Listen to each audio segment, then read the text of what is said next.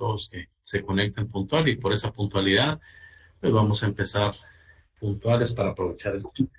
Tomando en cuenta que estamos, pues obviamente, de manera virtual, el día de hoy, pues como el programa regula que es de 7 a 8:30, vamos a estar terminando la cátedra tipo 8:15, 8:20, que no hay que salir corriendo para ir a tomar el buzo, ¿ya? Entonces, el día de hoy nos acompaña la señorita Vanessa Pirir, quien durante el semestre va a ser mi auxiliar. Por favor, Vanessa, le rogaría que encienda la cámara y que se presente. Ella, preséntese después de las instrucciones. Ok, muy buenas noches compañeros, un gusto saludarles. Me presento, mi nombre es Vanessa Pirir y voy a tener el grato gusto de auxiliar al licenciado en este curso, ¿verdad? Durante el semestre, ¿verdad? Ahí estoy al servicio de ustedes, cualquier duda, consulta que tengan, pues quedo a la orden. Gracias, Vanessa. Gracias. Gracias, Vanessa. El objetivo de pues contar con una persona que nos apoye es porque regularmente yo durante los semestres creo un grupo de WhatsApp, pero hay alumnos que pues obviamente siempre tienen alguna duda y por el trabajo pues que uno obviamente va teniendo, se me dificulta contestar a veces los mensajes. Entonces, Vanessa muy amablemente el día de hoy envió un link en donde ya pues les rogaría, si todos así lo consideran, puedan unirse al grupo para efectos de que estemos informados. Ahí se va a enviar información en cuanto a documentos, en cuanto a situaciones o información que tengamos. Y también yo les posteé en el Classroom el correo electrónico de ella y el mío para efectos de cualquier duda que ustedes tengan.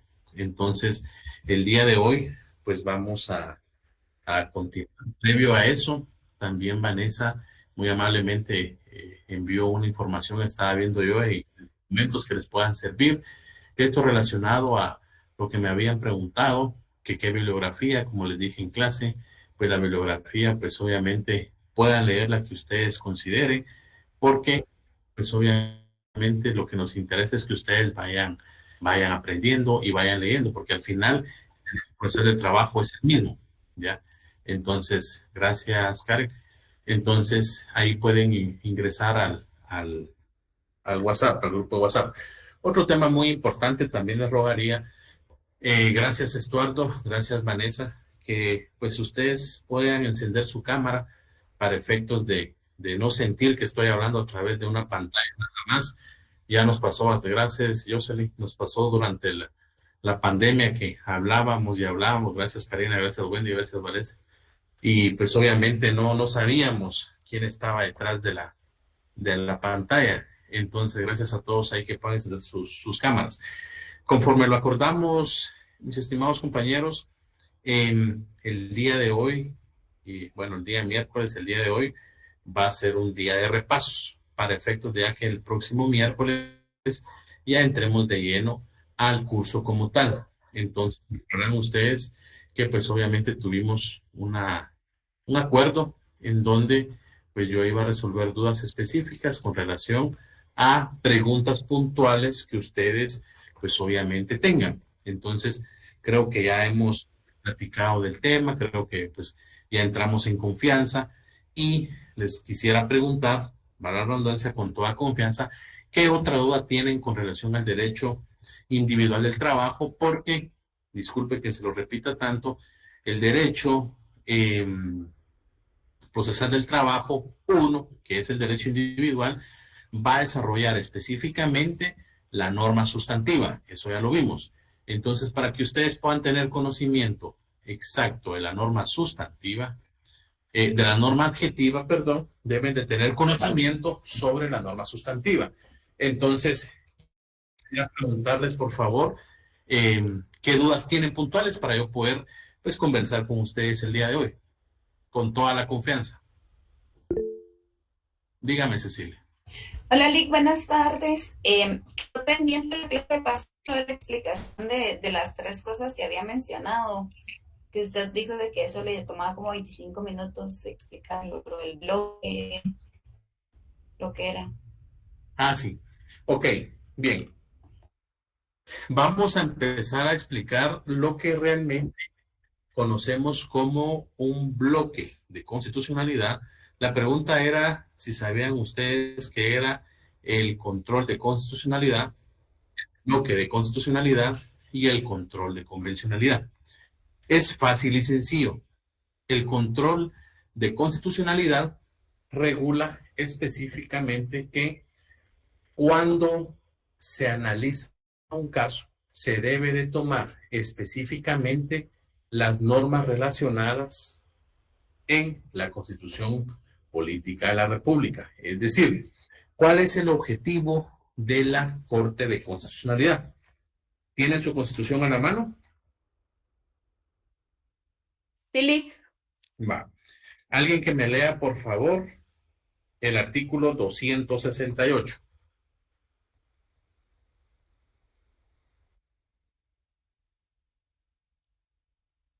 Artículo 268. Función esencial de la Corte de Constitucionalidad. La Corte de Constitucionalidad es un tribunal permanente de jurisdicción privativa, cuya función esencial es la defensa del orden constitucional. Actúa como tribunal colegiado con independencia de los demás organismos de Estado y ejerce funciones específicas que le asigna la Constitución y la ley de la materia. La dependencia económica de la Corte de Constitucionalidad será garantizada por un porcentaje de los ingresos que corresponden al organismo judicial. Perfecto. Vamos a empezar con el control de constitucionalidad, que es, por decirlo así, lo más fácil. Que en derecho de trabajo nos va a servir, pero ustedes van a comprender que el derecho de trabajo es un tanto distinto que las otras ramas del derecho. ¿Por qué? Porque al igual que las otras ramas del derecho, el derecho de trabajo, pues obviamente es un derecho humano. Les quisiera rogar, por favor, si ustedes así lo consideran, que puedan leer un poquito de historia con relación a la clasificación doctrinaria de los derechos humanos. Encontramos los derechos humanos de primera generación, segunda generación y tercera generación. Primera generación nace de 1941 al 1945, segunda generación 1947 en adelante, y tercera generación de 1962-63 a la fecha. Entonces, ¿qué es lo que pasa con el control de constitucionalidad? Con sus palabras, pues obviamente el control de constitucionalidad es este sistema o es la forma o es el conjunto ya de formas o el sistema que revisa específicamente si las leyes que se emiten en la República están apegadas a derecho y pues obviamente cumplen con normas y no transgreden lo que establece la Constitución. Un claro ejemplo, fácil y sencillo.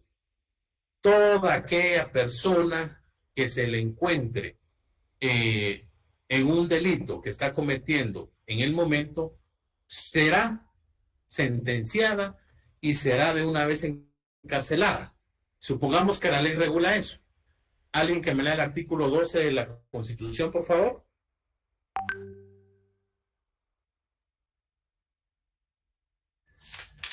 Artículo 12, libro. Derecho de defensa. La defensa de la persona y sus derechos son inviolables. Nadie podrá ser condenado ni privado de sus derechos sin haber sido citado, oído y vencido en el proceso legal ante juez o tribunal competente y preestablecido. Ninguna persona puede ser juzgada por tribunales especiales o secretos ni por procedimientos que no estén preestablecidos legalmente. Gracias, muy amable. Karen, creo que leo. O no sé quién leo, perdón.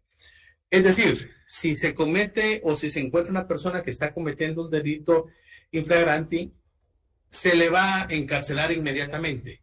Supongamos que eso establece la ley penal, que es un decreto emitido por el Congreso. Ahí estamos bien, ¿verdad? Porque es una norma eminentemente especializada con relación al derecho penal. Pero ¿está transgrediendo o no está transgrediendo lo que establece el artículo 12 de la Constitución, jóvenes? Sí, licenciado, ¿Por qué? porque una ley ordinaria está por debajo de la ley constitucional según la pirámide de Kelsen, ¿no? Así es. Entonces, ¿qué es lo que pasaría de esa manera? Lo que pasaría de esa manera es que automáticamente se presenta una inconstitucionalidad a la Corte de Constitucionalidad y esta expulsa del ordenamiento jurídico guatemalteco esa norma. ¿Por qué? Porque está transgrediendo o está violentando una norma, o más que norma, una, un derecho específico establecido en nuestra Constitución. Ahí ustedes ya vieron derecho constitucional, ¿verdad? Encontramos las partes de la Constitución, parte orgánica, parte dogmática, ¿ya? Entonces, automáticamente eso quedaría fuera, ¿ya? De la norma ordinaria y fuera del ordenamiento jurídico guatemalteco. Ese es el control de constitucionalidad. ¿Quedó claro eso? Sí, licenciado. Va. ¿Alguna pregunta? Por favor. ¿Quién levantó la mano? Vamos al bloque de constitucionalidad. Teniendo claro qué es el control de constitucionalidad, el bloque de constitucionalidad es un poco más sencillo. Es lo mismo, solo que se van a tomar normas que no están específicamente establecidas en la Constitución. Es decir, es toda esa forma o es específicamente, es este conjunto de normas y principios que se utilizan para determinar si una ley es constitucional o no. Aquí ya ingresa o establece lo que establece la doctrina y la jurisprudencia. ¿Ya? Volvemos a lo mismo. Derecho del trabajo. Nos vamos específicamente al artículo 102 de la Constitución. ¿Alguien que me lee? Vayámonos al 102 de la Constitución, por favor.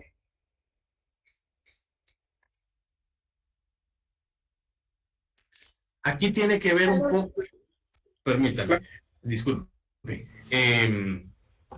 ¿Alguien ha visto o recordamos los principios del derecho de trabajo? Que tenemos un principio que regula el principio de indubio pro operario. ¿Se recuerdan ustedes de eso? Sí, Lick. Ok. Y ese principio se va a clasificar en dos subclasificaciones, que se va a establecer en la norma más favorable y la condición más favorable. ¿Se recordarán ustedes? ¿Me siguen? Sí, licenciado. Sí, licenciado. Perfecto.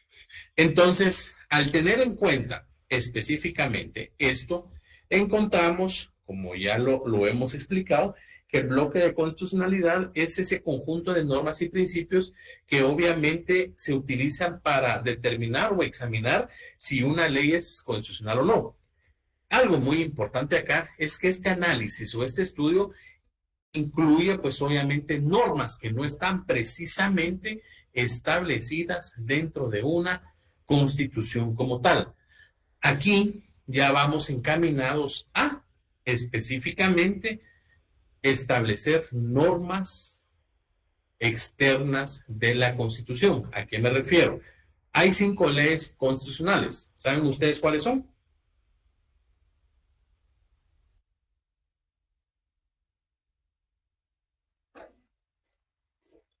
Sí, Sí, licenciado, es la ley electoral y de partidos políticos, la ley de amparo y exhibición personal y de constitucionalidad, la ley de orden público, la ley de emisión del pensamiento. Ok, perfecto. Y la propia Constitución, ¿verdad? Entonces, esas son las normas constitucionales. Pero, ¿qué incluye el bloque de constitucionalidad? Incluye también, pues obviamente, aquí ya nos vamos a tratados internacionales en materia de derechos humanos, pero también nos vamos a leyes orgánicas y nos vamos específicamente a leyes individualizadas o la jurisprudencia como tal. Alguien que me lea, por favor, el inciso I del artículo 102 de la Constitución. Claro, Lick. Por favor. Derecho del trabajador a 15 días hábiles de vacaciones anuales pagadas después de cada año de servicios continuos, a excepción de los trabajadores de empresas agropecuarias, quienes tendrán derecho de 10 días hábiles. Ahí Las paremos, vacaciones- por favor, Daniel. Ahí paremos, disculpe. Esa última parte, quienes a excepción de los trabajadores de empresas agropecuarias, quienes tendrán derecho de 10 días hábiles. Ahora, Daniel, por favor, leamos el artículo 130 del Código de Trabajo. Ahorita, 130.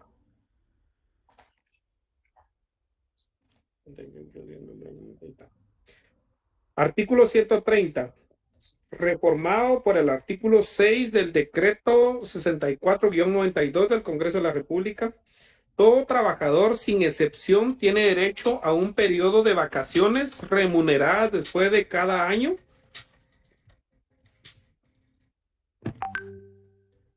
Derecho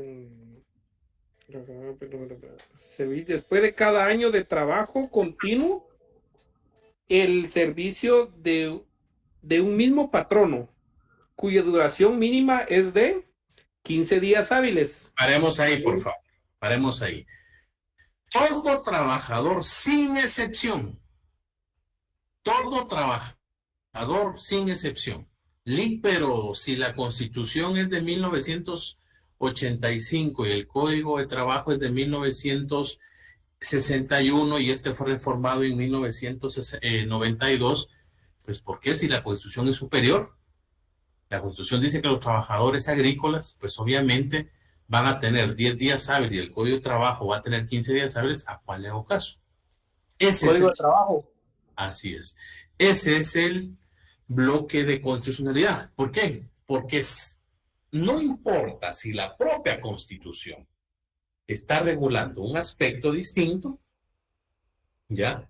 Si existe esa norma, ¿ya?, que favorece al trabajador, y si existe una norma que está específicamente, ¿ya?, tergiversando o minimizando un derecho de una persona, aunque esté en la propia Constitución, esa norma no se puede expulsar porque es la Constitución, pero se aplica a la otra norma y es un derecho vigente, pero no positivo. ¿Quedó claro? Así es. Bloque de constitucionalidad. Primer punto, control. Licenciado, a mí no me quedó claro lo último, o sea, entonces ahí entra lo de indubio pro operario, ¿no? Entonces, Así cuando es. es así.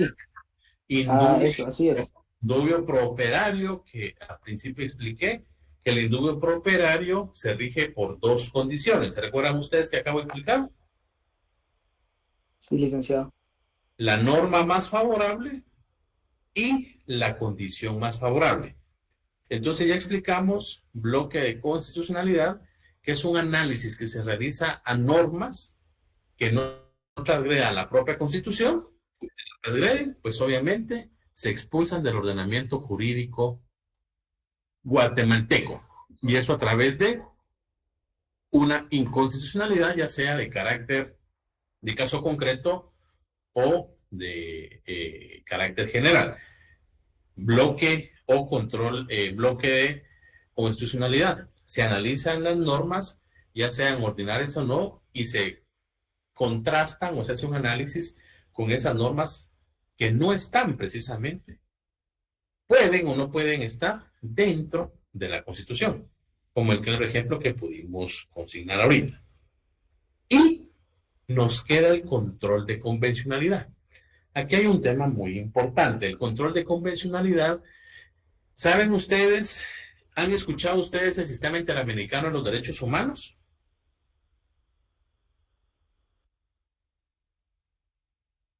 Yo por lo menos no, licenciado. Ok. El Sistema Interamericano de los Derechos Humanos, para la redundancia, es este sistema en la cual dos instancias superiores, que Guatemala, por estar adscrita y por haber ratificado convenios internacionales en materia de derechos humanos, tiene la obligación de respetar y de cumplir, tal y como lo vimos el último día de clases, con relación a la lectura que hicieron del artículo 27 del Control de Viena sobre el derecho a los tratados, en el cual regulaba que ningún Estado parte puede invocar su normativa interna para no darle cumplimiento a la normativa externa. Entonces, ¿qué es lo que pasa con esto? El sistema interamericano de los derechos humanos está integrado por dos grandes instituciones. La Comisión Interamericana de los Derechos Humanos, que sus siglas van a ser CIDH, y la Corte Interamericana de los Derechos Humanos, CIDH.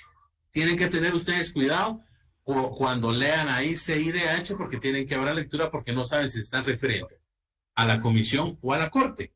Y es fácil y sencillo. Cuando se agotan todos los procedimientos internos en Guatemala y en cualquier otro país del mundo que está escrito y ha ratificado, menos en materia de derechos humanos, ¿cuál es el último? ¿El amparo es una acción o es un recurso, jóvenes? Un recurso. Un recurso. Es una acción. Es acción. Es una acción, Es una acción, licenciado. Es una ¿Por qué es una acción? Y los que dijeron recurso, ¿por qué recurso? acción. ¿Y alguien que diga que es un recurso? Porque ya se agotaron los procesos, licenciado, y son los últimos, porque es antes de la... Ay, se me olvidó otro, porque son dos, el amparo y la... Ay, no se me viene a la mente la otro recurso, pero son dos finales, que son lo último, el último que uno puede recurrir. ¿Y el amparo es obligatorio? Sí, en última instancia, sí. ¿Por qué? Porque ya se recurrieron todos los procesos y eso es lo último que quedaría. Pero Pero ¿cuál es que no recuerdo si eso hay otro todavía de La apelación. la apelación perdón, el amparo va antes de la apelación. Según yo, así es, ¿verdad? O viceversa. Primero Pero va la apelación y de ahí va el amparo. El amparo es el último, ¿verdad? El último recurso que se puede obtener. ¿Por qué, Jacqueline? ¿Y por qué recurso? Me voy a Yo parar. creo que Cuando el juez declara, por ejemplo, que va a hacer una reinstalación, puede apelar la parte patronal. Entonces, para que lo conozcan los magistrados y de la sala, si no estoy mal. Y digamos que siempre se va a agotar la vía, ¿verdad? ¿Cómo se llama? El patrono siempre va a tratar de agotar lo más, se me fue la palabra, pero va a delimitar, por así decirlo, va a tratar de alargar el proceso.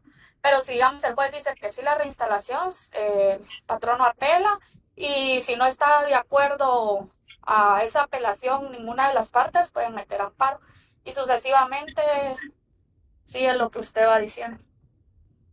Ok. Pero es una acción constitucional que la persona tiene o no el derecho de ejercerla o no, no es obligación, porque si una persona no está de acuerdo con la sentencia dada, entonces se puede hacer esa acción de la apelación o el amparo, pero no es obligatorio, no en todos los casos se da.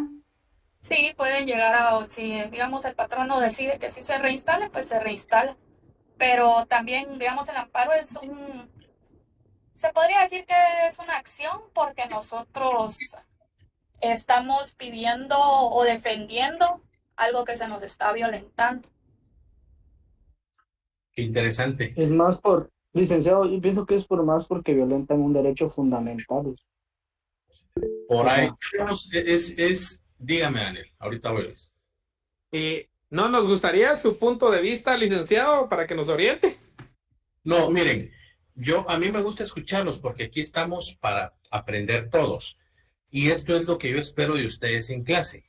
Porque al final, el que sí, ahorita me van a escuchar en el buen sentido de la palabra, o les voy a exponer, porque al final el amparo es una acción constitucional que se va a presentar, sí y solo sí, alguna de las partes considera que durante el trámite del proceso se violentaron sus derechos fundamentales. El amparo es un recurso para los que dijeron sí, no. ¿Alguien que me dé el artículo 211 de la Constitución, por favor?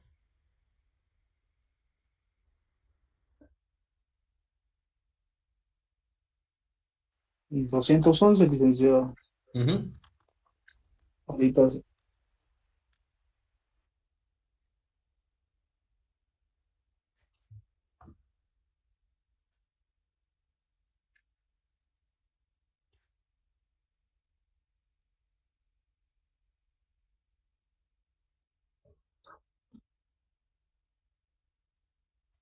Gracias.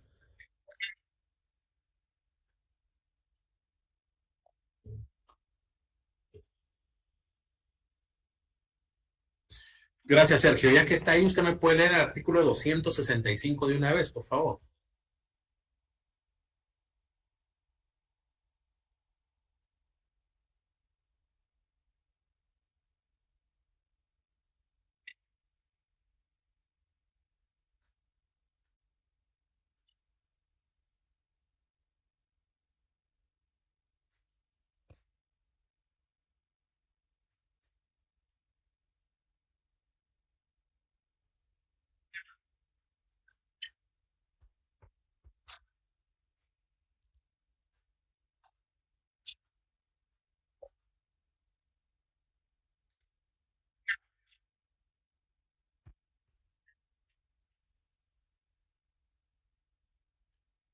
Muchas gracias.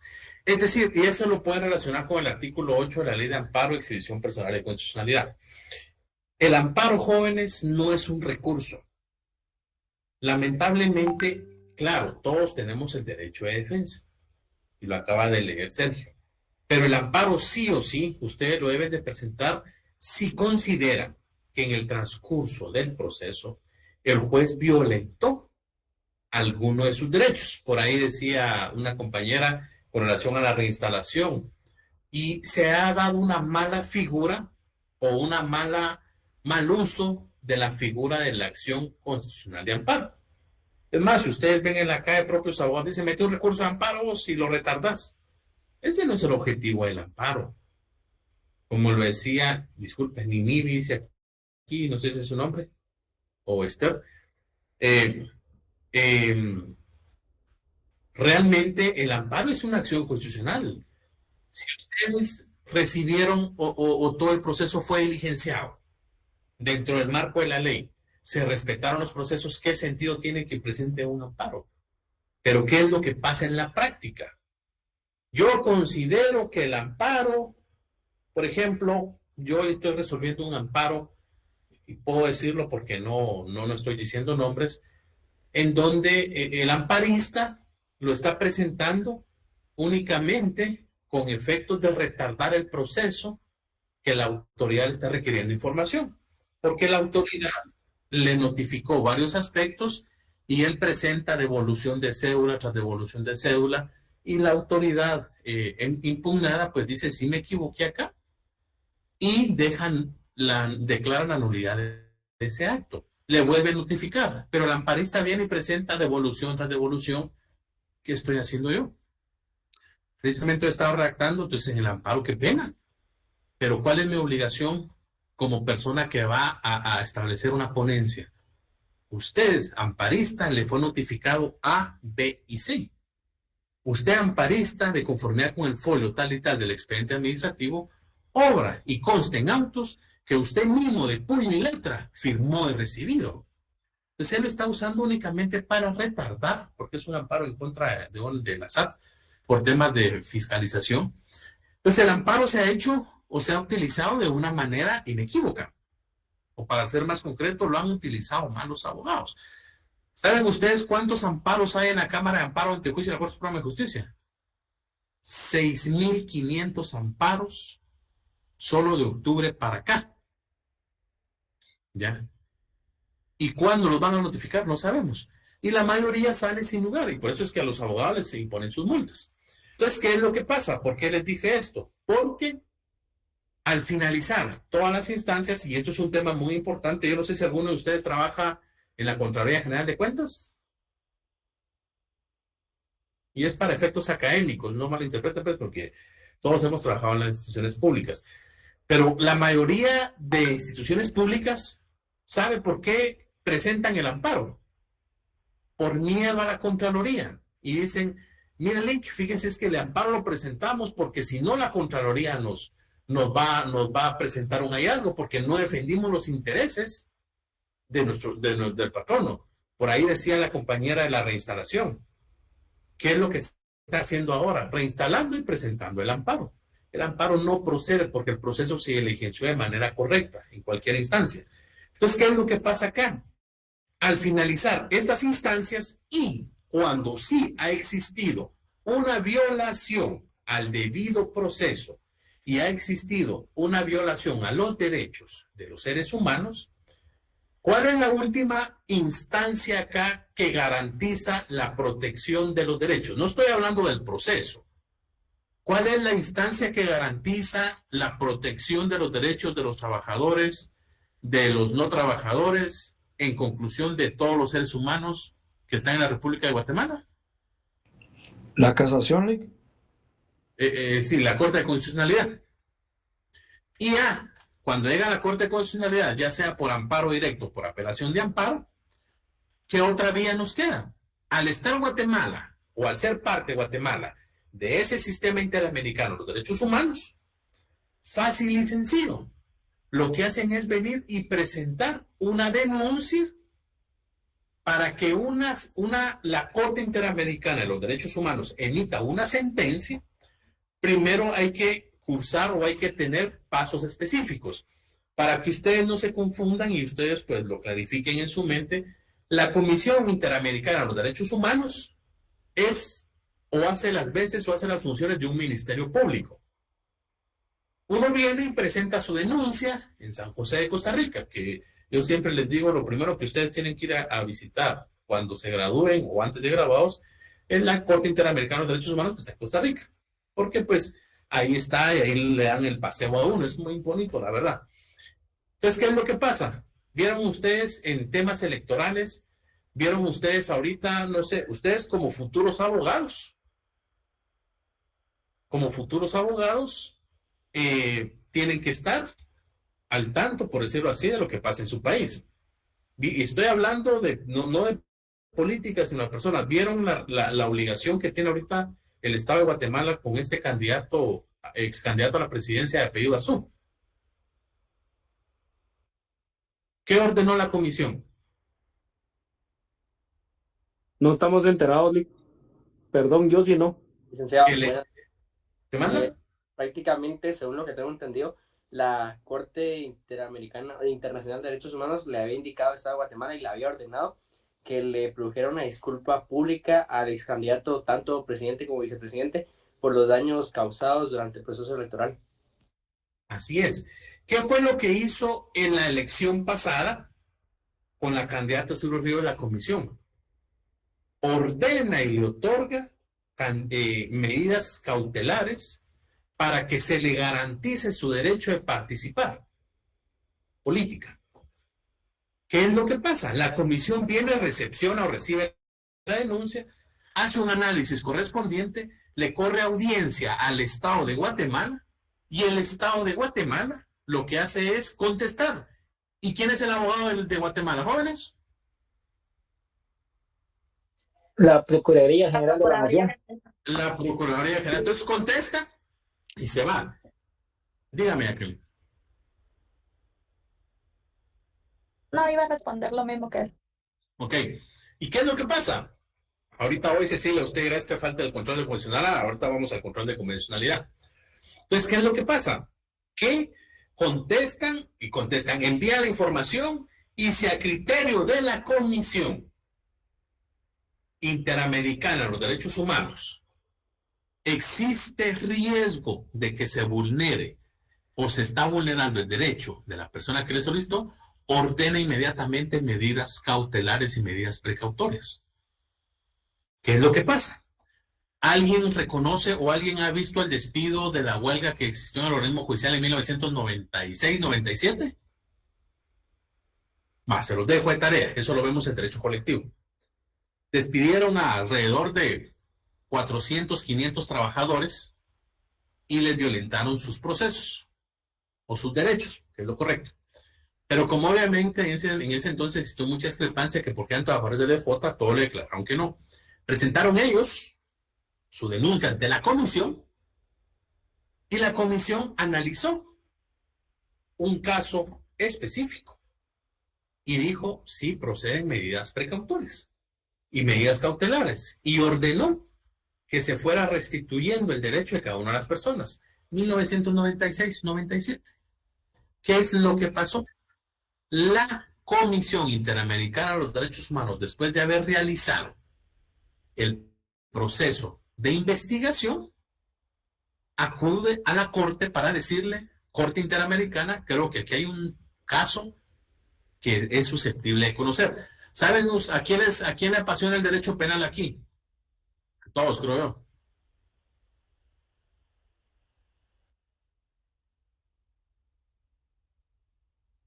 Muchachos, ¿están ahí? Sí, nos encanta. Me encanta lo penal.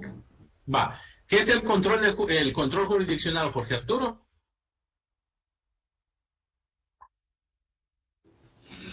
Es el control que pueden ejercer los diferentes juzgados de acuerdo a sus propias competencias, Lic. Así es. ¿Y cuándo van a ejercer ese control? Cuando tengan el conocimiento de un acto o un hecho que pudiera definirse como delito. Exacto. Para ser más concretos, los jueces o los órganos penales van a actuar por dos aspectos. Uno, cuando se presente una querella, lo remite al Ministerio Público, pero de una vez tiene control jurisdiccional. O dos, cuando presentemos una denuncia al Ministerio Público, el Ministerio Público investiga y el Ministerio Público dice, creo que aquí ya se nos limita y creo que acá tenemos un caso que tiene los elementos correspondientes para ser constitutivo de un delito. Necesitamos investigar cuentas bancarias, necesitamos realizar allanamientos, le solicitan al juez la intervención para que autorice. Cuando el juez otorga la autorización para allanamientos, cuando el juez pide ya, otorga la autorización para cuentas bancarias, otorga la autorización de interceptación de llamadas telefónicas, o más aún, cuando dependiendo del caso, emite las órdenes de aprehensión, a todo eso le denominamos ya un control jurisdiccional. ¿Por qué? Porque ya tuvo intervención el juzgado. Esto en Costa Rica. Entonces, ¿qué es lo que pasa? La Comisión Interamericana dice, sí, aquí hay un delito, le vamos a otorgar un delito. Aquí hay una acción que es constitutiva que puede ser delito o que atenta contra los derechos de la persona que lo está pidiendo.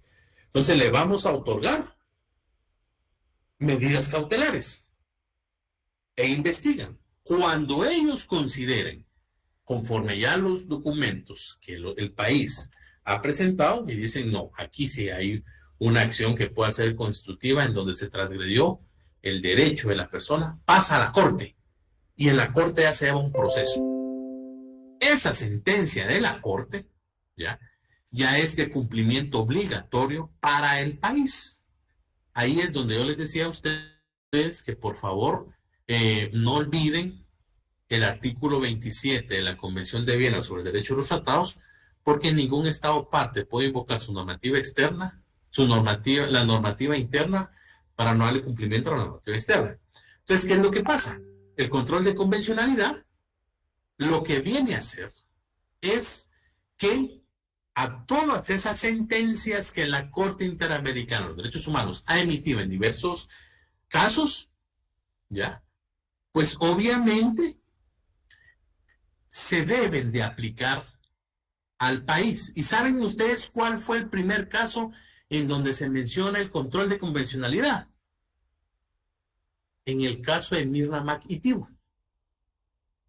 Yo los invito a que si ustedes quieren leer el control de convencionalidad, y el primer juez, Sergio, que era un juez mexicano fue el que empezó a introducir progresivamente el control de convencionalidad en la Corte, porque muchos decían, ¿y eso qué es?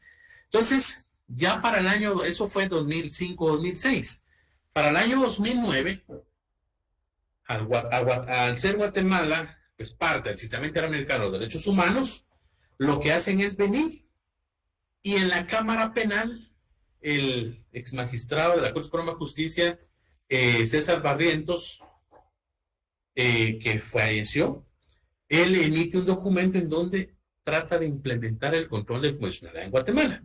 Entonces, ¿qué es lo que pasa? Y para hacerles una definición como tal, no hay una definición como tal, el control de convencionalidad es un mecanismo similar al control de constitucionalidad, ¿ya? Pero traspasa las fronteras de Guatemala o del país y lo que hace es venir y hacer específicamente un análisis o ese mecanismo de control para ver si las autoridades, en el caso de nosotros, guatemaltecas, cumplen con darle el énfasis o darle cumplimiento a los convenios internacionales enfocados en derechos humanos. Y principalmente, ya, si cumplen con darle cumplimiento a la Convención Americana de Derechos Humanos. Si cumplen con darle cumplimiento a la redundancia a la Declaración Universal de los Derechos Humanos, al Pacto Internacional de Derechos Civiles y Políticos, al Protocolo de San Salvador, al segundo Protocolo Facultativo de Derechos Civiles y Políticos. Ese conjunto de normas es el análisis del control de convencionalidad. Y el control de convencionalidad tiene dos funciones específicas, que es de oficio y es difuso. De oficio me refiero a que cualquier funcionario administrativo, cualquier juez, magistrado de apelaciones de Suprema o de constitucionalidad, tiene la obligación de tomar en cuenta este control de convencionalidad. Pero que es difuso, ¿qué significa? Que se va a aplicar a todas las áreas del derecho. ¿Saben ustedes esos intereses o esos contratos leoninos? ¿Saben ustedes qué es un contrato leonino? Cuando solo una de las partes se favorece en detrimento de la otra, Lic. Así es. ¿Y qué significa esto? Supongamos, no sé, no veo su apellido, pero Jorge Arturo, yo le digo, Jorge Arturo, fíjese que yo necesito un préstamo. Ah, bueno, Lic, ¿cuánto quiere? Unos 50,000. Perfecto, Lic, yo se lo doy, pero se lo doy al 25% mensual. ¿Le interesa o no le interesa? Y yo tengo necesidad. ¿Qué voy a hacer yo? Aceptar. Y obviamente, pues le voy a pagar el 25% mensual. Llega un momento en donde yo ya no puedo, porque es mucho el interés. Le va a decir Jorge Arturo, sí, Lic, pero disculpe, usted como abogado sabe el artículo 26 de la Convención de Viena, el Pacta Sunt Servanda. Pero, ¿qué derecho se está violentando ahí? Esto, el control de convencionalidad, es un punto de tesis muy bonito, muy interesante. Esto, si ustedes, Dios mediante, cuando se gradúen, les recomiendo, obviamente, la San Carlos es su alma mater, pero en la San Carlos, que es lo ideal, o en otra universidad, estudiar una maestría en Derecho Internacional o en Derechos Humanos, porque a uno ahí le amplía más el conocimiento del control de convencionalidad y no llegamos a un doctorado. Entonces, al final, yo puedo acudir como usuario y demandar ante un juez de instancia civil y decirle, mire, fíjese que el señor Jorge Arturo está exagerando con los intereses. Hay sentencias, hay jurisprudencias de la Corte Interamericana de Derechos Humanos que son aplicadas a Guatemala. Entonces, ¿qué van a hacer? Mire, señor Jorge Arturo, o cualquier, lo puse de ejemplo, Jorge Arturo, no se va a molestar, o cualquier persona. Y mire, qué pena, pero usted no puede cobrar el 25% mensual. Usted va a cobrar la tasa que regula el Banco de Guatemala. Hasta ese grado llega el control de convencionalidad. Lo que ha pasado en Guatemala es que no está bien desarrollado. Es como la simulación laboral. ¿Qué es la simulación laboral, jóvenes?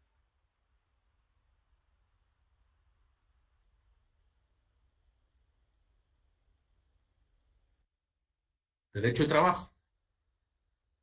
Eso es lo de las plazas fantasmas, Lick. No, eso es aparte. Entonces, Cecilia, ya que tomó la palabra, el control de convencionalidad es el mecanismo que verifica si el Estado, en este caso el Estado de Guatemala, pues obviamente cumplen con lo que establece los tratados internacionales de derechos humanos. Es como un control de constitucionalidad, solo que se va pasa a las fronteras de Guatemala y verifica convenios internacionales, no solo se queda en la Constitución. Y si alguna norma, si la propia Constitución está tergiversando algún artículo 46 de la propia Constitución, la Corte Interamericana ordena al Estado de Guatemala. Es más, en este despido de los trabajadores del organismo judicial, que les comento, eso sí, hasta el año 2021, 2020-2021 están los medios de comunicación. La Corte Interamericana de Derechos Humanos emitió una sentencia en donde a cada trabajador se le ordena, uno, que pida una disculpa pública. Dos, que se le paguen por los daños y perjuicios.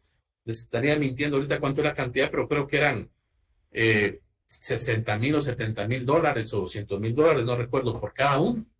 Claro, 25 años después. Y solo reclamaron 65 personas. Mucha gente se murió en el ínterin. Pero ordenó, y el organismo judicial hizo las realocaciones presupuestarias para pagar ese dinero. Busquen ahí despido o Corte Interamericana emite sentencia en el caso despido de trabajadores del organismo judicial de Guatemala. Son casos muy importantes y son casos que ustedes deben de ir conociendo. Cecilia y compañeros, ¿quedó claro qué es el control de convencionalidad? Licenciado, perdone. Díganme. En el caso del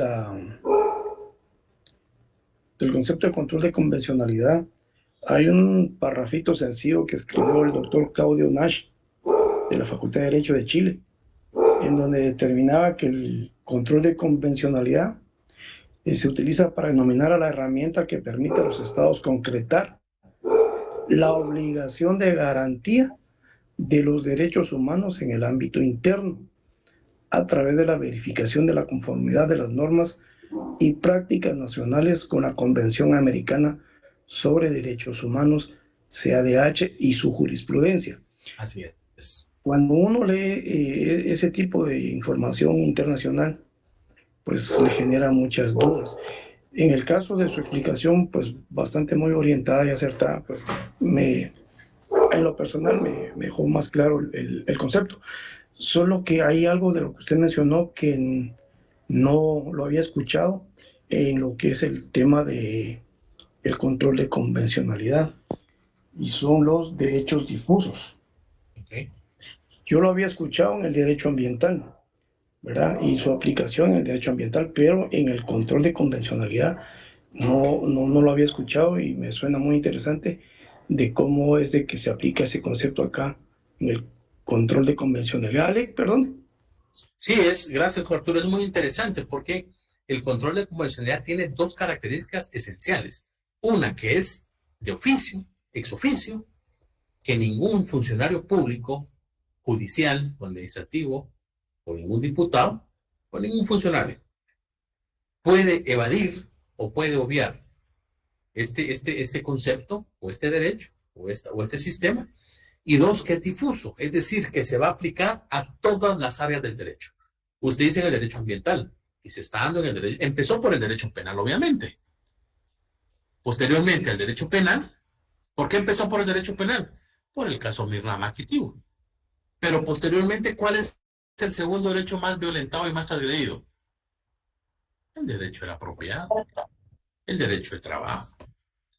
Hay una gama de derechos que todos tenemos, pero si podemos clasificar los derechos, Jesús Arbizu, ojo, yo los clasifico: derecho a la vida, derecho a la libertad y derecho al patrimonio. Derecho de trabajo se ha dado mucho el control de convencionalidad. Entonces, Jorge Arturo y compañeros, este es un punto de tesis, porque uno va a defender, pero en el caso del préstamo, sí, pero es quien aceptó, y usted me está violentando el derecho. Sí, señor, sí, señora, pero es que usted le está cobrando el 25% mensual. Estamos hablando que el 300% anual. ¿Qué está violentando? ¿Qué le está mermando a él? su economía, le están mermando a él, su estabilidad emocional. ¿No han visto ustedes en Colombia, en el año de 1965, 1970, cuando, gracias Jorge, $232,000 sacado, en Colombia, cuando debían, las personas se iban a poner afuera del trabajo y decía, esta persona es morosa. Y lo seguían los entacuchados, búsquenlo en internet, lo seguían los entacuchados, decía, este debe, este es moroso. Entró una ley que el Congreso emitió y no querían hacer caso. A través de ese control de convencionalidad dijeron, bueno, señores, si usted está mermando o está mancillando la integridad y el honor de las personas, haciendo lo que al ante el público, usted será sancionado con cárcel. Del 2005 para acá, Colombia ha dejado de realizar esas prácticas. ¿Ya? Por los préstamos que hacían. ¿Han escuchado el préstamo ustedes de los colombianos en Guatemala? Sí, sí se ha escuchado mucho. Entonces, son historias que no se deben de dejar específicamente abandonadas porque todo tiene ese hilo conductor o todo tiene lo que denominamos en derecho, en todas las áreas de derecho, que es la relación causal. ¿Qué quedó claro, jóvenes?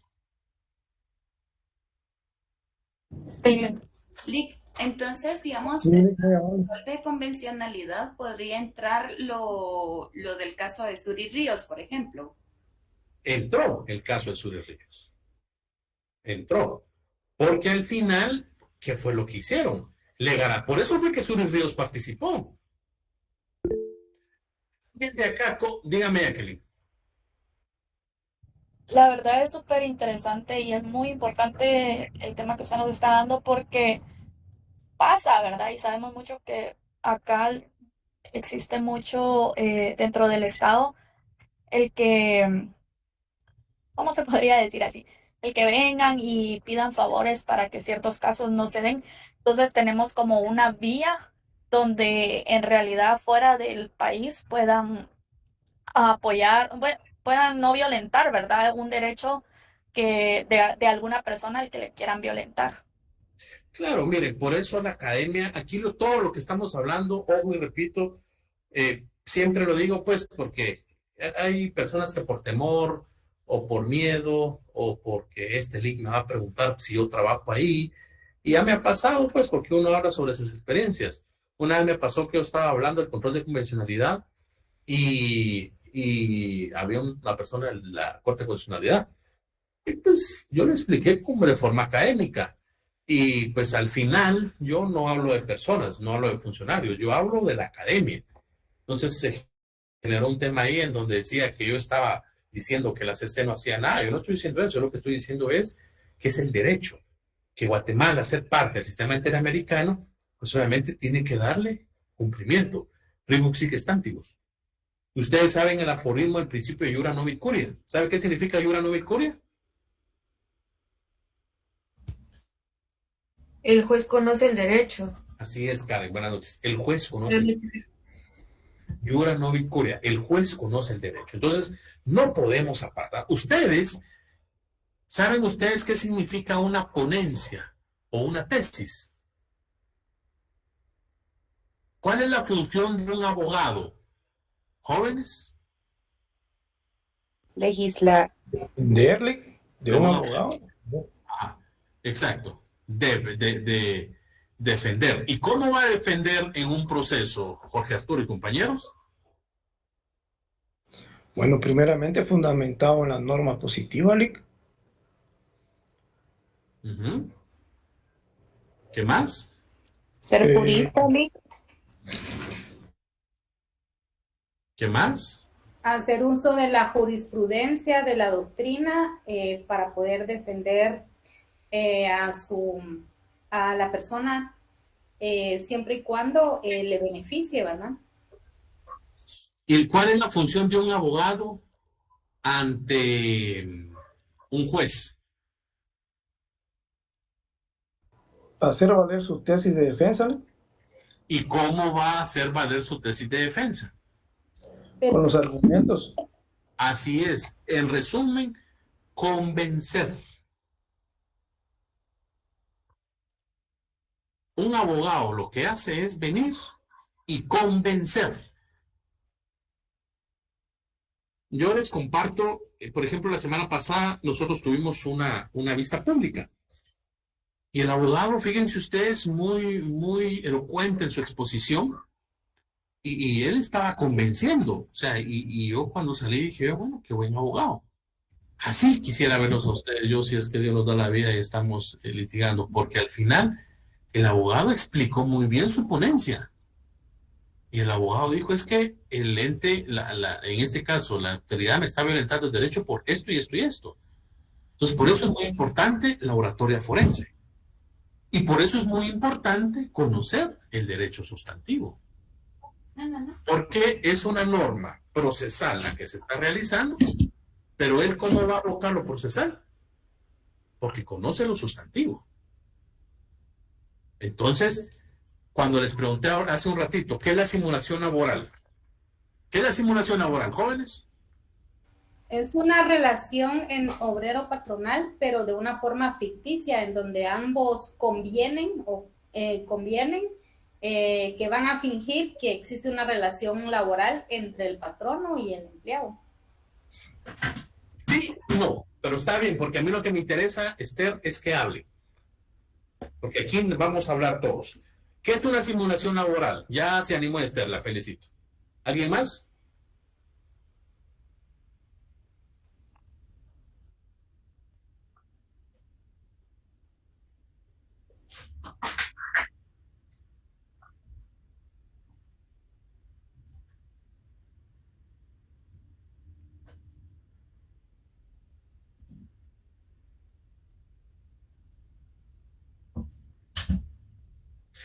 Sí, pero eso va más de todo, Sergio, pero es muy buen análisis. A mí lo que me interesa es que ustedes vayan exponiendo y quitándose ese miedo. Pero eso es una evasión de la responsabilidad laboral. Pero por ahí va la cosa. ¿Alguien más? Yo tengo una leve noción, perdón, que Sí. es más o menos cuando se celebra un contrato de servicios profesionales y el profesional quien labura bajo este contrato es tomado en cuenta como un trabajador del ente que lo está contratando. Y tiene como que o el ente lo obliga o le dice que tiene la obligación de hacer como si fuera un trabajador meramente del ente, más no es un trabajador porque está usando un contrato de prestación de servicios laborales. Algo así tiene que... Gracias, Sergio. De lo que explicó Nini y Esther, vamos a quitar que los dos acuerdan. Porque la simulación laboral no es un acuerdo. Si nos vamos al artículo 1251, el Código Civil establece lo que es un negocio jurídico. Es el acuerdo de voluntades en donde dos o más personas convienen en crear, modificar o extinguir obligaciones. Pero aquí no se acuerda, porque al final la simulación laboral es esa acción por el cual existe una contratación. Vamos a utilizar lo que dijo Sergio, en donde hacen trabajo. Sergio primero, porque Sergio segundo es el que, así lo voy a llamar porque aquí dice Sergio y Sergio. Sergio primero dice, los hacen trabajar hasta altas horas de la noche y no le pagan. Eso es parte de la simulación laboral. ¿Por qué? Porque a lo mejor es contratado por una forma que no es laboral. Y lo que dice Sergio, vamos a quitar nada más lo de servicios profesionales. Sí pasa, pero aplica no solo para profesionales, aplica para todo el mundo. Por ejemplo, vengo yo y Hugo Ramírez, le digo, mire Hugo, más que es un falso contrato, no Félix, es un contrato, pero encubriendo las verdaderas características de una relación laboral. ¿Se recuerdan ustedes que el primer día de clase les pregunté cuáles eran las 5 características de la relación laboral? Que se las dije. ¿Cuáles son?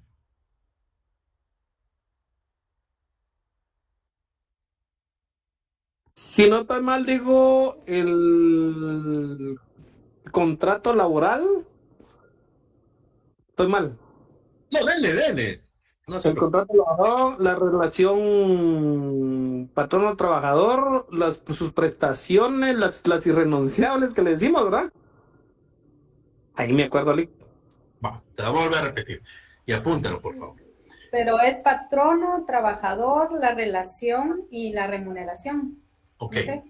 La relación, ¿Qué va a diferenciar la relación laboral de una relación mercantil o civil? La relación laboral es ese vínculo económico y jurídico. ¿Por qué económico? Porque hay plata, obviamente. ¿Y jurídico por qué? Porque hay un contrato. Por eso, Félix, no es que sea un falso contrato, hay un contrato. Eso es el vínculo económico y jurídico por la cual una persona denominada trabajador se compromete a prestarle sus servicios materiales o intelectuales, por eso utilizamos el profesional, a otra persona denominada patrono, bajo una dirección inmediata o delegada y dependencia continuada a cambio de una retribución económica. Cuando me refiero a dirección inmediata delegada, ¿a qué me refiero, jóvenes? Dirección inmediata delegada. Tenés que, así es, artículo 18, Diana, que es lo que les dije que leera. Cuando le diga dirección inmediata delegada, perfecto. Vamos a utilizar el ejemplo de Sergio II. Es un profesional y ustedes se van a graduar, primero Dios, ya muy pronto, no en un tiempo muy lejano, y van a entrar a trabajar a un ministerio de Estado. Está bien, Lick, lo vamos a contratar de servicios profesionales, pero usted es un profesional. Vamos a tomar el ejemplo de Lick, de Sergio II. Pero fíjese que su contrato es que no tiene prestaciones ni tiene nada. Pero Lick, ¿será que usted puede entrar a las 8 de la mañana? Ah, usted, pero yo litigo. Ah, sí, pero es que aquí necesitamos tiempo, Lick. Usted puede entrar a las 8. ¿Y qué va a hacer uno con la necesidad? Entrar a las 8. Pero mire, pues, entro a las 8 y me voy a mediodía.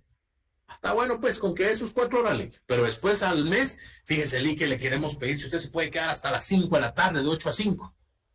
Y le vamos a dar su hora de almuerzo. Dirección inmediata o delegada. Lick, mañana tiene que ir a tal lado. Lick, mañana le están ordenando y le están mandando. Dependencia continuada. Lick, mire, no se preocupe que aquí le voy a dar su escritorio, su computadora, su gafete, va a firmar este libro de entrada, de salida. Así es, asistencia, lo que estoy diciendo. Pero usted es profesional. Perfecto. Ya te ganó tu reinstalación.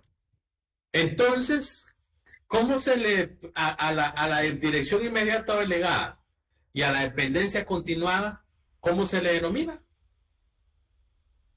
La subordinación laboral. Entonces, ¿qué es lo que pasa? La simulación laboral es esa acción por la cual se contrata a una persona bajo un tipo de contratación simulando que es distinta a una relación laboral.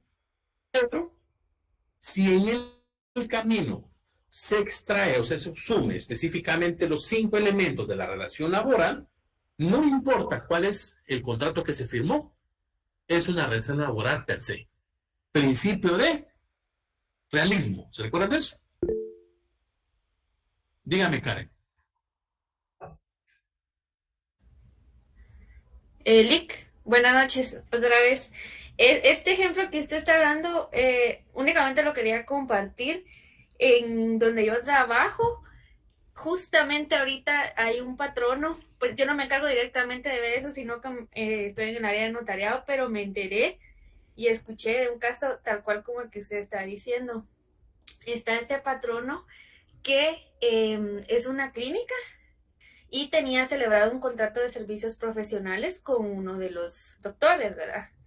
Pero él tenía que estar, el trabajador tenía que estar, solicitaba permisos, le pedían un horario específico en el que estuviera en la clínica.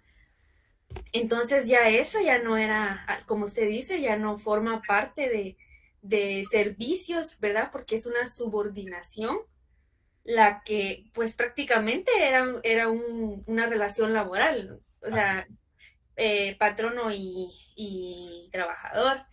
Y resulta pues que él no leí bien si él renunció o creo que terminó la relación. El trabajador demandó, el patrono intentó pagarle su indemnización, pagarle su... Pero él no la aceptó. Entonces se llevó el juicio y ya lo condenaron en costas procesales al patrono y ahí interpusieron un amparo bajo la justificación que en su momento el patrono quiso indemnizar, quiso pues llegar a un acuerdo con el trabajador, pero él se negó. Pero pues ahí me quedé en que se interpuso el amparo, a que hasta el momento, desde noviembre, no han tenido ninguna respuesta y pues ya la orden de la ejecución del pago ya la tiene que realizar el patrono, sí o sí. Ejecutores. Fácil y sencillo. Ojo, mira, gracias Karen, y le ruego que así como Karen pueda participar. Aquí hay un ejemplo muy importante y muy interesante para la acción de amparo. Si todo lo que Karen dijo, la persona que fue demandada, o que ya es un patrono porque ya fue declarado, quedó documentado en la secuela del juicio, es decir, quiso pagar, es decir, llevó un cheque en decirle, mire, si yo lo contraté de esa manera, yo debí un cheque, en la etapa de la conciliación quedó demostrado. Si se logra demostrar que el trabajador que ya fue declarado utilizó el juicio ordinario laboral con un efecto para el objetivo de obtener daños y perjuicios que son hasta 12 salarios, ¿ya? Y costas judiciales, ahí sí puede caber el amparo desde un punto de vista de decir, el juez tuvo que haberse percatado de eso. Porque la conciliación no es obligatoria.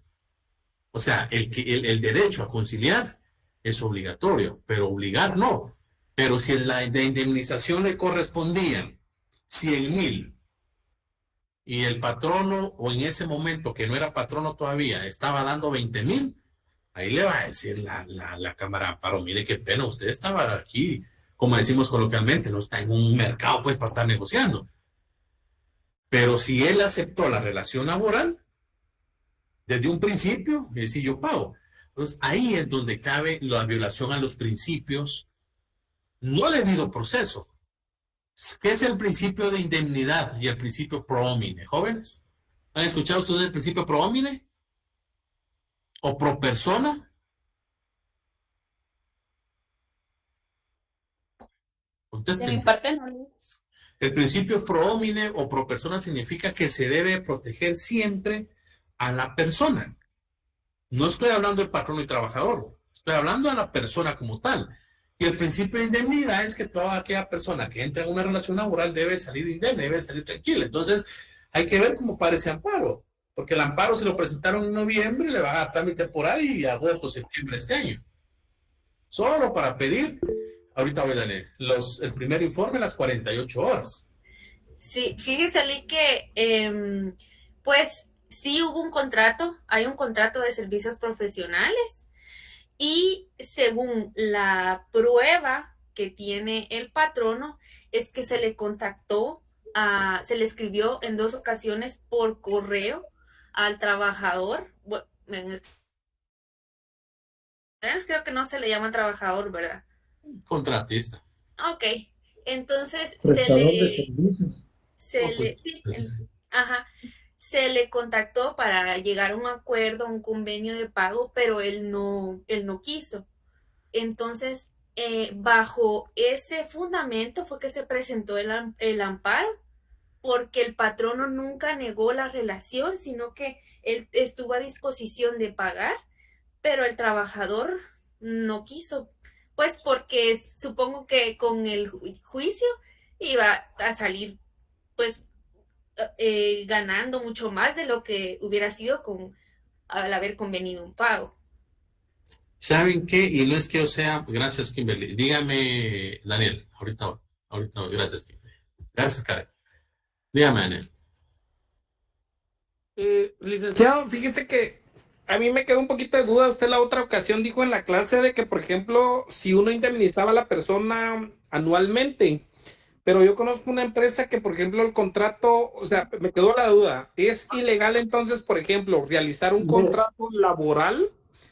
Y, por ejemplo, el contrato laboral es por 1 año, ¿verdad? Viene, termina el año e indemniza a la persona, digamos, y viene el siguiente año, lo vuelve a contratar nuevamente con los mismos requisitos que le pide por un año, le hace el contrato laboral, termina el año y lo indemniza. ¿Está incurriendo en una ilegalidad ahí la empresa? Si nos vamos al artículo 25, el Código de Trabajo regula que todo contrato de trabajo se tendrá por tiempo indefinido.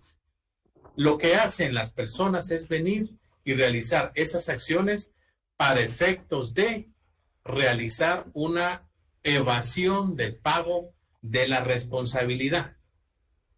Es decir, lo que él está haciendo ahí no es correcto.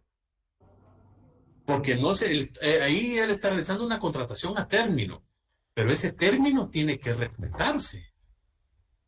No se puede venir y contratar por un año y al siguiente año por otro año. Ahí realmente lo que está haciendo sí es venir y está tratando de evadir una responsabilidad laboral. Ahí aún así le dependen sus prestaciones. Aún así, porque él está realizando una renovación cada año y eso no tendría que ser así. Le aconsejo que le diga que no lo haga, porque si no, en 10 años, cuando finaliza la relación, el trabajador va a ganar ese juicio. Y le digo, perdón la modestia, le digo porque yo he ganado casos así, defendiendo a trabajadores. Bueno, a ex trabajadores. Y pues sí, eso me quedó la duda porque a mí es una empresa que me ofreció laborar con ellos, pues me explicó eso, ahí dije, nah, gracias, le dije, pero bueno, independientemente por lo del la indemnización no era cuestión de eso, sino no me llegaban al sueldo que pedí, entonces, pero sí ellos me ofrecieron eso y me dijeron, me quedé con dudas así cuando usted comentó eso aquel día, que aunque me indemnicen, siempre tiene derecho el trabajador a hacer el reclamo. Claro. Es derecho a ustedes. Yo he ganado, perdón la modestia, muchos casos así. Dígame, Jocelyn, Patricia Jocelyn, o Jocelyn, dígame Jocelyn. Sé que conozco de una empresa que hacen eso, que indemnizan cada año, pero lo que hacen es que le obligan a los trabajadores a firmar una carta en donde ellos están solicitando su indemnización. Mal asesorados. Mal asesorados. Pero bueno, pero no lo tendría que hacer. Dígame, Patricia. Patricia Hernández. Dígame, Jocelyn. Licenciado, y si obligan, o bueno, de una forma coercitiva, obligan al trabajador a firmar una carta de renuncia por eso, por unos 10 meses que laboró, y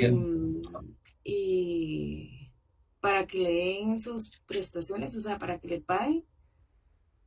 106 de la Constitución, las puede recibir y puede ir a demandar. Y, por ejemplo, si una persona lleva 6, 7 años en el mismo lugar con esa misma condición, puede recibir y puede ir a demandar. Y ahí se va a un juicio ordinario laboral de una vez y argumenta todo eso. Inversión de la carga de la prueba. Inversión de la carga de la prueba. Gracias, licenciado. Para servir. Ya bien, jóvenes, díganme, Ninive Esther. Licenciado, en conclusión, los 5 elementos o características de la relación laboral según el artículo 18 del Código de Trabajo son patrono, trabajador, relación laboral, remuneración o retribución y dependencia continuada. Y dirección inmediata. Patrono, trabajador, dirección inmediata, dependencia continuada y salario. Gracias. Dígame, Luis. Buenas noches, licenciado. Disculpe una consulta con la subordinación laboral. Usted dijo dependencia continuada. ¿Y cuál fue la otra, licenciado? Dirección inmediata y dependencia continuada. Dirección inmediata. Ajá. Muchísimas gracias, licenciado. Para servirle. Bien, jóvenes, miren qué interesante se puso la clase. Espero que sigamos todo el semestre así. Los felicito. Dígame, Jorge Arturo. Licenciado, disculpe una pregunta. El tema que usted está exponiendo ahorita, pues es de muy importante y muy seguido se da en el ámbito laboral. En caso de las instituciones del Estado, bajo los renglones, bueno, del 029 y del subrenglón 18. En estos dos renglones no es necesaria la presencia o la permanencia del prestador de servicios en las instalaciones de la institución en un horario ordinario, llamémoslo así. Pues se supone que es por entrega de producto. ¿Qué pasaría si en un contrato de un año, en el 8º mes, le dicen que por no estar cumpliendo un horario se va a rescindir el contrato? Le estarían violentando el derecho al profesional en este caso, porque está cumpliendo con entregar los informes que los términos de referencia habían definido al principio. Lo que no está haciendo es cumplir con un horario que no está obligado a cumplir. Ahí podría pelearse algo o simplemente aceptar la rescisión del contrato. No, ahí tiene que irse a un juicio de responsabilidad que es eminentemente civil. ¿Por qué? Es que vean, jóvenes, las contrataciones que regulan los renglones presupuestarios, que regula el manual de clasificación presupuestaria del Estado, que ahí regula el grupo 0, subgrupo 18, del 181 al 189, el 029, el 031, el jornalero, ahorita voy a... Esos no son malos, pero si utilizan esos renglones presupuestarios para contratar a personas que cumplan los requisitos de la relación laboral, esa es la simulación. Lo que haría en este caso Jorge Arturo es venir e irse por la vía civil y reclamar obviamente los daños y perjuicios que regula el contrato. Porque en ningún momento, no es malo que llegue 2 o 3 horas, no es, pero si ya llega a 8 horas, si ya tienen una entrada de salida, eso sí, entonces ahí yo me inclinaría más por un juicio de responsabilidad de funcionarios públicos, que hay que leerlo bien, pero también por los daños y perjuicios que regula el mismo contrato, porque eso sí lo consignan en los contratos de las entidades públicas. Es más, el propio manual manual de clasificación presupuestaria del Estado, donde están todos los renglones, dicen que no constituye, porque incluso hasta en la ley del presupuesto que emite el Congreso año con año dicen no es trabajador, pero si cumple con los 5 elementos, no hay pierde, jóvenes. Entonces, ahí yo me iría por una vía eminentemente civil, Jorge Arturo. Dígame, ya que... Solo tenía una duda, es fuera del tema. Bueno, no tan fuera del tema, pero quería saber, vamos a llegar para el examen, como yo estaba viendo más o menos ahí el calendario, vamos a llegar hasta el tema de los conflictos de jurisdicción, que es de la primera unidad, o vamos a tocar otros temas de la segunda unidad del programa de estudios. Hasta donde lleguemos. Miren, no se compliquen la vida. Gracias, muy buena pregunta. No se preocupen ahorita por algo que no sabemos hasta, no sé cuándo es el primer examen, pero dependiendo cómo avancemos, porque lo ideal hubiera sido que iniciáramos clase el día lunes. Porque yo tengo entendido que ustedes ya están en el 7º semestre y ya lo saben todo. Por lo menos hasta el 6º semestre. Y este repaso, pues no era. Entonces ahorita ya avanzamos 3 clases, ¿va? Ya iríamos, según el programa, ¿por dónde iríamos ya? ¿Por qué jurisdicción privativa? O no sé por dónde iríamos. Entonces, no nos preocupemos, gracias por su pregunta, pero no nos preocupemos tanto por eso. Por ejemplo, yo les voy a decir, miren, hasta aquí haga el examen. No les voy a preguntar más de lo que no veamos. Pero es muy buena pregunta, pero le diría, no se preocupe ahorita por eso, ¿yo?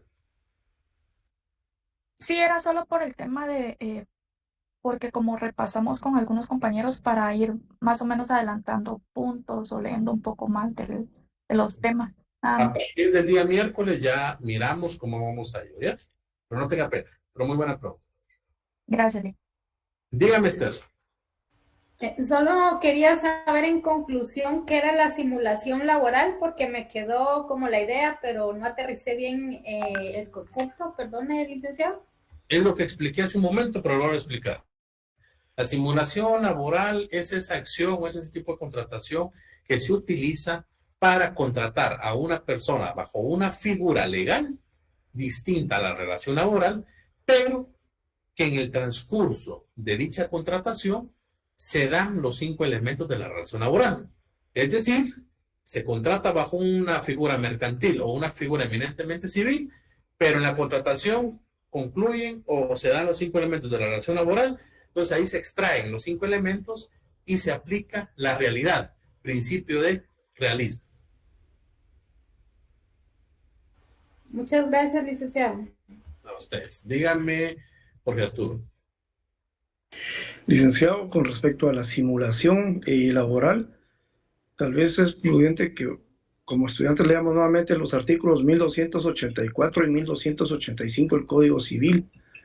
Pues en el 1284 dice que la simulación tiene lugar, primero, cuando se encubre el carácter jurídico del negocio que se declare, dándose la apariencia de otro de distinta naturaleza. Así es. Segundo, cuando las partes declaran o confiesan falsamente lo que en realidad no ha pasado o se ha convenido entre ellas. Y tercero, cuando se constituye o transmiten derechos a personas interpuestas para mantener desconocidas a las verdaderas interesadas. En el artículo 1285 del mismo cuerpo regula: la simulación es absoluta cuando la declaración de voluntad nada tiene de real, y es relativa cuando un negocio jurídico se le da una falsa apariencia que oculta su verdadero carácter. Así es, gracias, Jorge Arturo. A eso regresaba con la pregunta de Jacqueline, que en teoría eso ya lo tendrían que saber ustedes. Yo hubiera arrancado el primer día de clases con las clases para la redundancia, pero creo que este repaso nos sirve a todos, uno, para ir entrando en confianza, dos, para que ustedes vayan preguntando, pues no se van a ir quedando callados si yo voy asumiendo que voy explicando bien, o por favor, con toda confianza, si en algún momento explico algo y ustedes no sienten que no me doy a entender, digan, mire, ¿qué pasa? Disculpe, no se está dando a entender, porque es parte del proceso. De verdad, yo no me hago bolas, muchachos. ¿Cuál es mi único objetivo con ustedes? Que aprendan, que al final del curso digan, sí, aprendí el juicio ordinario laboral y sí, aprendí el juicio ejecutivo laboral. Yo, perdone la modestia, esto ya me lo sé. Fue mi pan diario por 22 años y sigue siéndolo. Solo que ahora, pues obviamente no litigo desde hace 2-3 meses. Pero al final, yo me mantenía en audiencias de 5 días a la semana, 5 días a la semana. O sea, tenía audiencias todos los días, gracias a Dios. Entonces, este es mi pan diario. Entonces, yo me lo sé. Y todos los días aprendo algo. Porque es mentira el que diga que no, ya todos lo saben. Entonces, mi objetivo con ustedes es que aprendan. Pero ¿cómo lo voy a lograr? Si ustedes preguntan. Dígame, Jacqueline. No, Lick, no bajé mi mano, perdón. Ok. Yo sé que al estar sentado uno más de una hora se atrofia, llevamos 1 hora y media, les agradezco la comprensión. Gracias ahí por, cuando sean presenciales, terminamos a las virtuales, 8:15, 8:20, para ir compensando. Entonces nos miramos el día miércoles, ya sin repaso, ya entrando lleno a la clase, y vamos a empezar a platicar. ¿Oyeron? Les agradezco.